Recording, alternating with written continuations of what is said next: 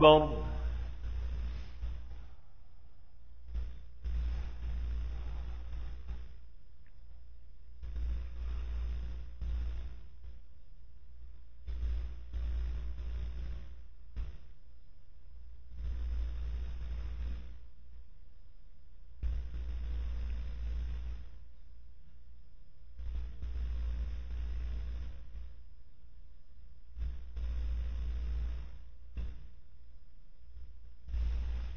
السلام عليكم ورحمة الله. السلام عليكم ورحمة الله.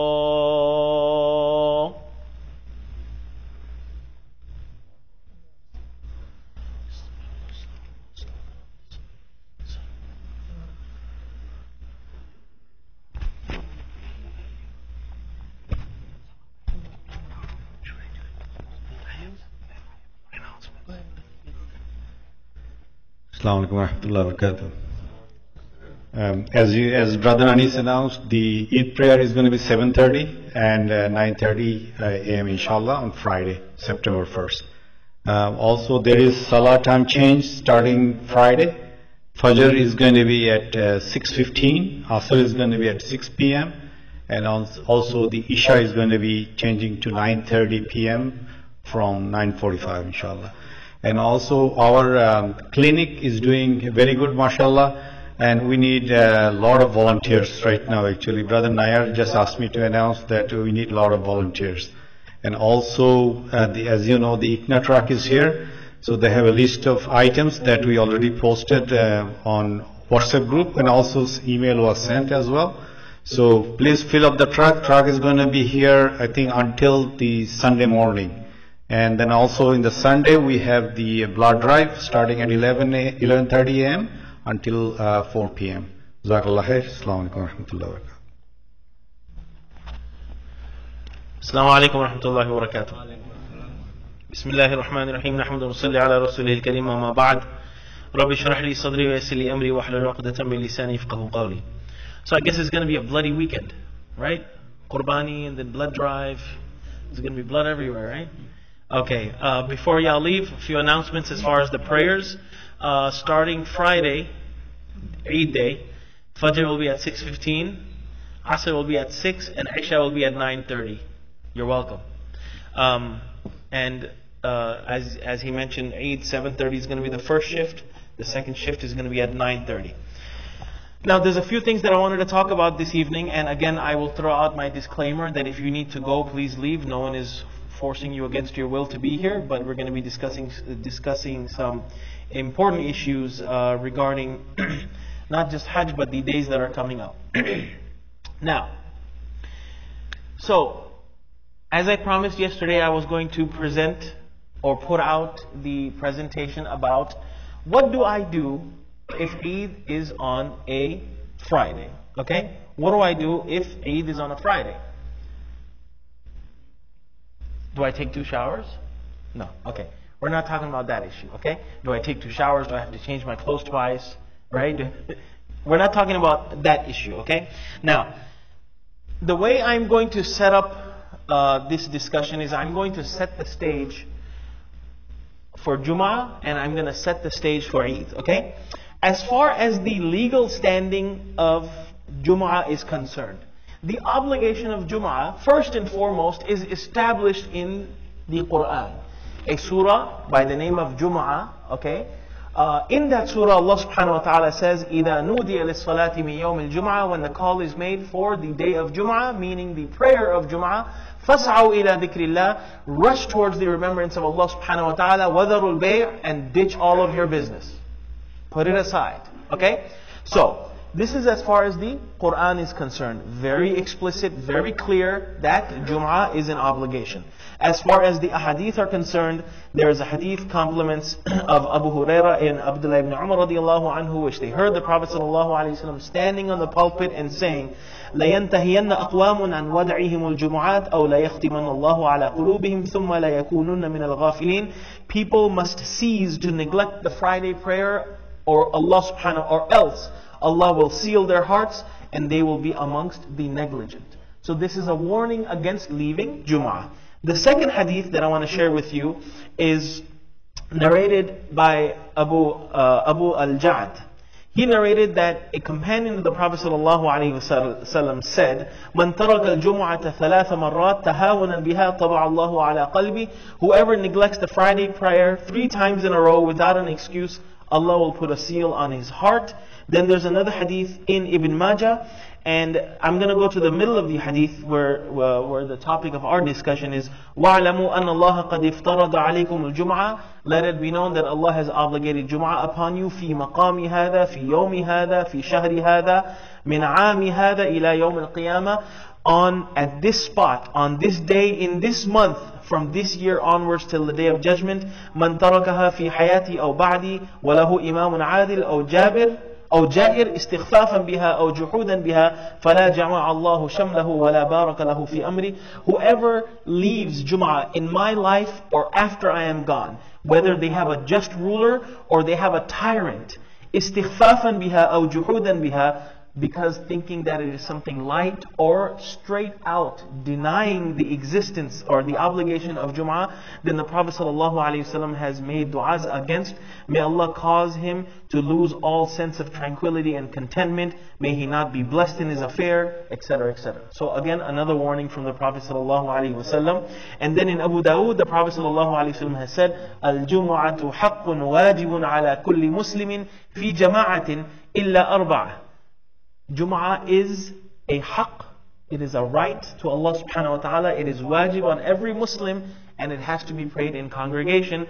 4 types of people are exempt: those who are abd, slaves, or in incarceration for that matter, imra'ah, women, sabi, kids, and someone who is sick. So, established by Quran, established by Hadith, and there is a consensus, a unanimous agreement amongst all the Sahaba, all the scholars, anyone in their right mind, that Jum'ah is an obligation and it is required for a person who meets the requirements of Jum'ah. Okay? Who meets the requirements, a person has to attend that. Now, let's talk about the legal standing of Eid. Okay? So, is Eid, where does Eid come from? Well, there is the mention of Eid in the Quran, according to some Mufassirin. Inna a'tainaka al-kawthar fasalli li rabbika wanhar. Pray for your Lord and slaughter. So where is that going to fit? Pray and then slaughter. Pray and then slaughter. Eid. Pray and then slaughter. Okay, so according to some Mufassirin, that the reference to that is in the Quran. And obviously, it is the Prophet ﷺ's, the main thing is that it is the Prophet ﷺ's established practice. The Prophet ﷺ did not leave the Eid prayer. Okay? Now, based on this, according to Imam Shafi'i and Imam Malik rahimahullah, Eid prayer is sunnah mu'akkada. It is a highly emphasized sunnah. Why? Because the Prophet ﷺ, he did not leave it. Why isn't it obligatory? Well, the Prophet ﷺ, a Bedouin came to the Prophet ﷺ and he started asking him about Islam. The Prophet ﷺ said that there are 5 prayers in a day and night. He said, is there anything besides that? The Prophet ﷺ said, La illa an tatawwa. Any prayer besides the 5 is optional if you do it. So based on this, obviously, any prayer apart from the 5, also Eid falls in that. So they say it is not obligatory, it is sunnah mu'akkada, and a person can even pray it individually. And that is their recommendation for people who are in Hajj, because there's no Eid prayer, that everyone pray 2 rakat in your camp, and it is going to be your Eid. According to Imam Abu Hanifa rahimahullah, it is wajib. Okay, so wajib is something, it's a terminology that's exclusive to the Hanafi fiqh. It's not fard, but it's much higher than a sunnah. It's still obligatory, and obviously with the conditions, whenever those conditions apply. For example, a person, if he's traveling, he doesn't have to pray Jum'ah, etc. Eid, etc., etc. So that is as far as the stance on Eid is concerned. They consider the prayer to be wajib, but the khutbah to be sunnah. Okay, so I'm not telling everyone to leave right after the Eid prayer. Okay, if someone misses it, they dislike for it to be performed individually. The proof of it being wajib, that the Prophet ﷺ prayed it with jama'ah every single time, and he never left it without a valid excuse. According to Imam Ahmad bin Hanbal, it is a fard kifaya. If Eid is established in the masjid, everyone else is off the hook. Whoever shows up, thank you very much. Whoever doesn't show up, thank you very much. Now, there are some similarities between Jum'ah and Eid. Okay? So one of the similarities is that they're both, how many rak'ah? 2. The other similarity is that they both have a khutbah.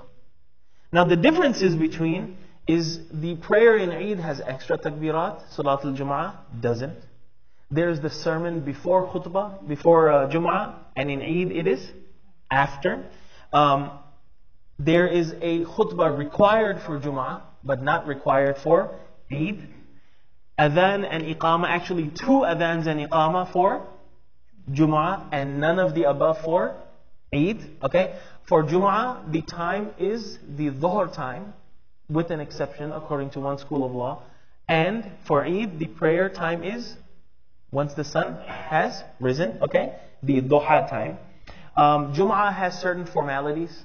For example, based on the statements of Sahaba and based on ahadith and the practice of the Prophet ﷺ, there is an understanding that there are certain formalities and requirements for Jum'ah. One of them is a quorum.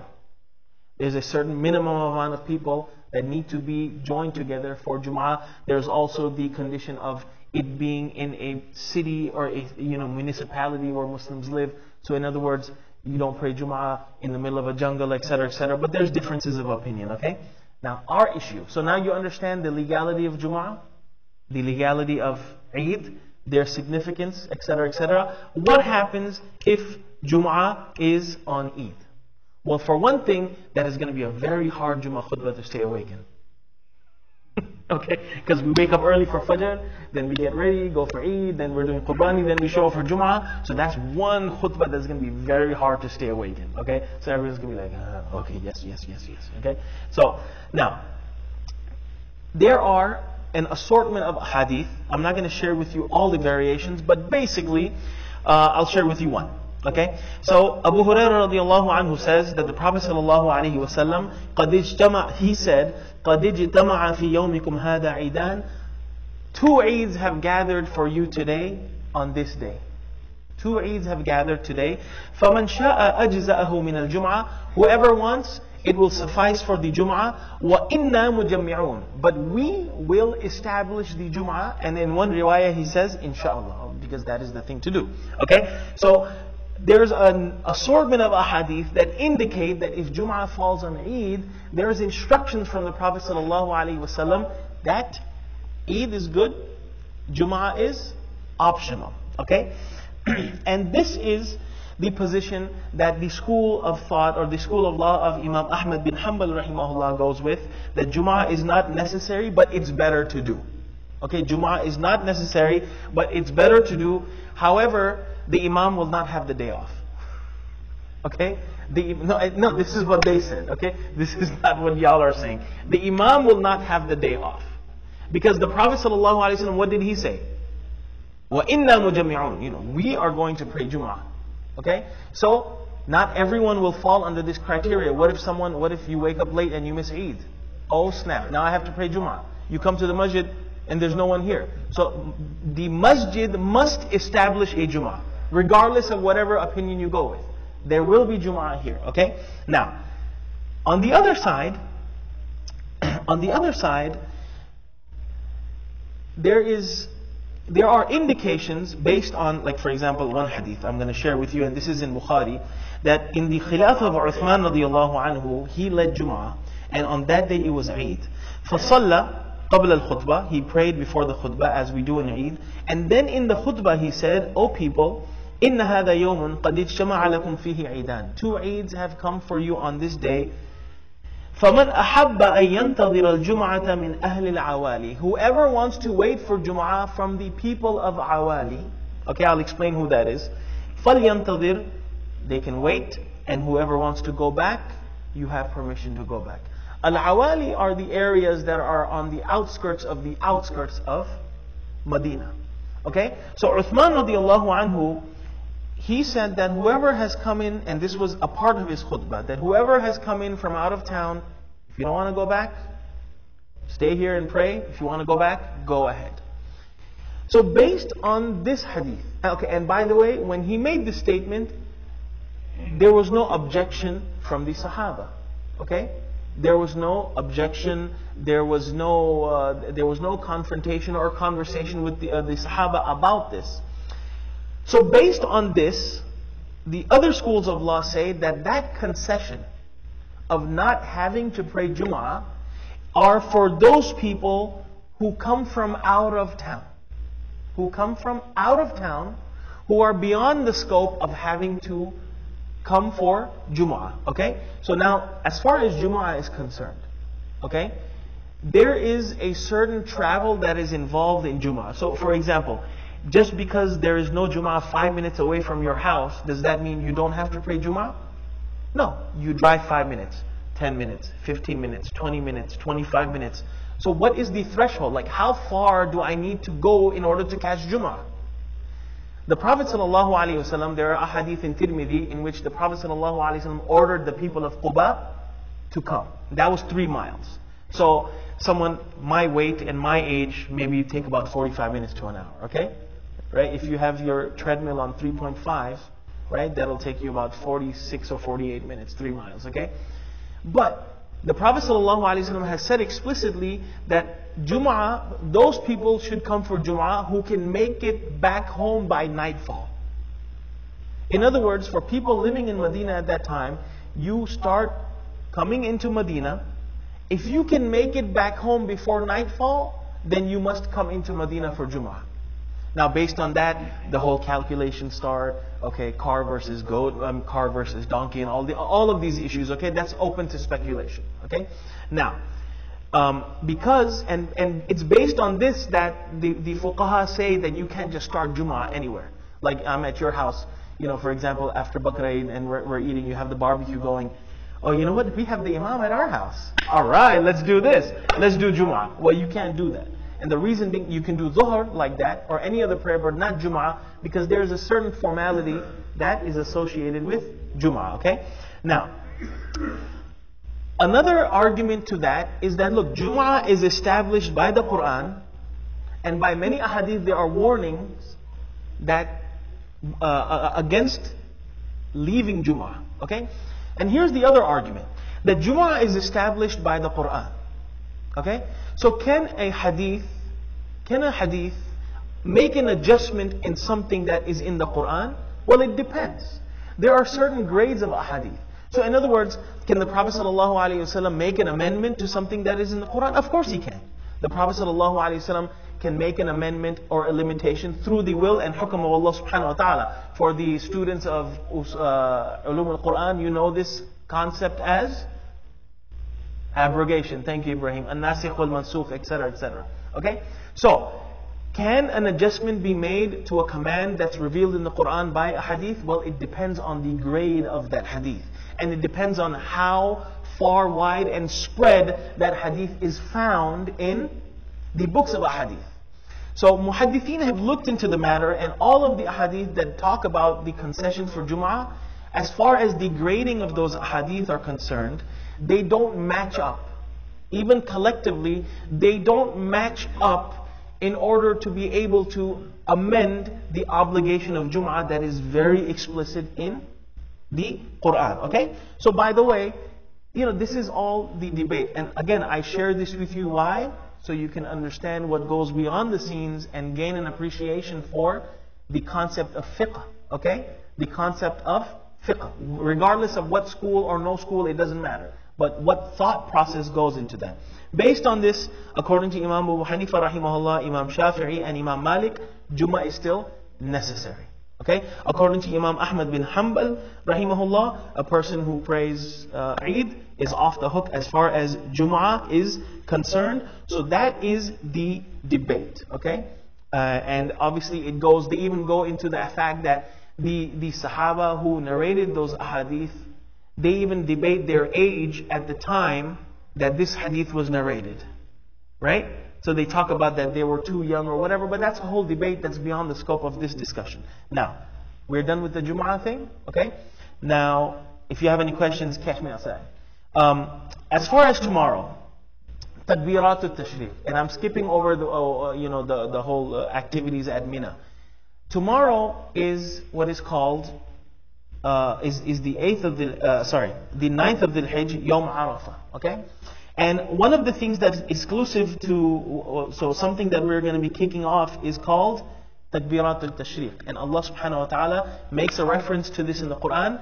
فَاذْكُرُوا اللَّهَ فِي أَيَّامٍ مَعْدُودَاتٍ. Make remembrance of Allah Subhanahu wa Taala on the designated days, and those designated days are.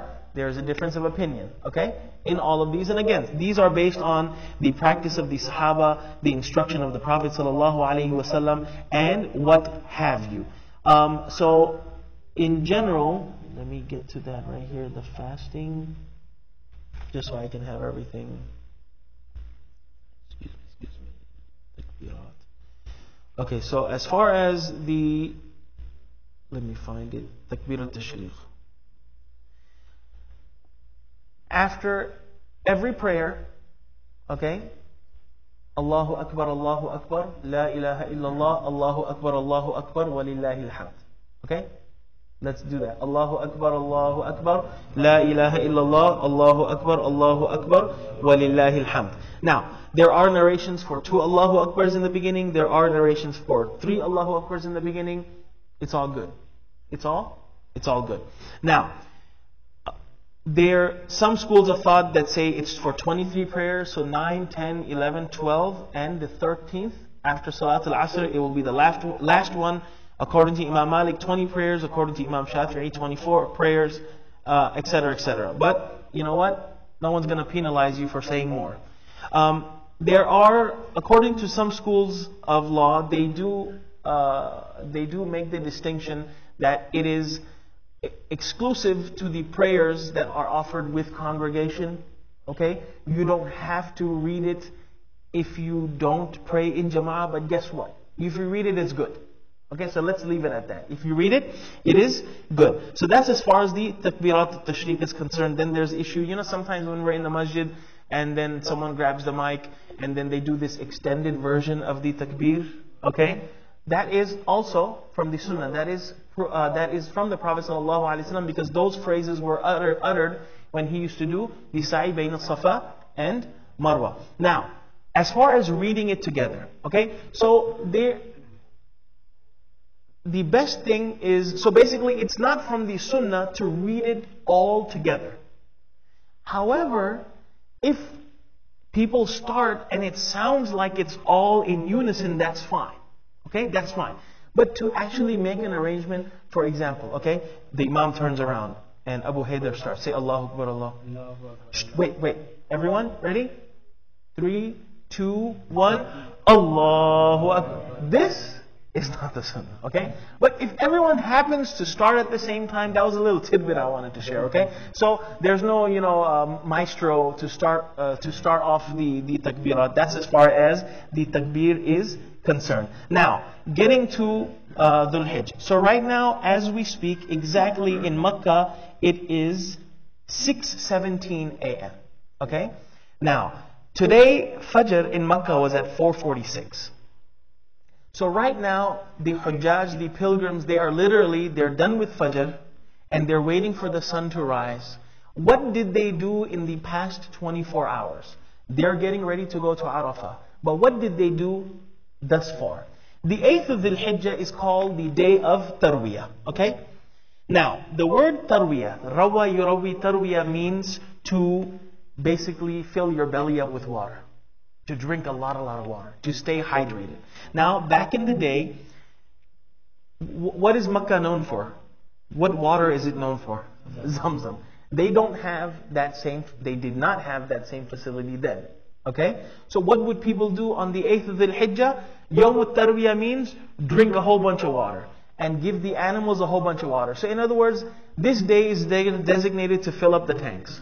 Okay? Get all the camels, get all of them topped off to full. This is Yawm al-Tarwiyah, the day of hydration. Okay? There were few sources of water in Mina, so this is when you gather all your pots and pans and take all the water you need. That's where Yawm al-Tarwiyah comes from.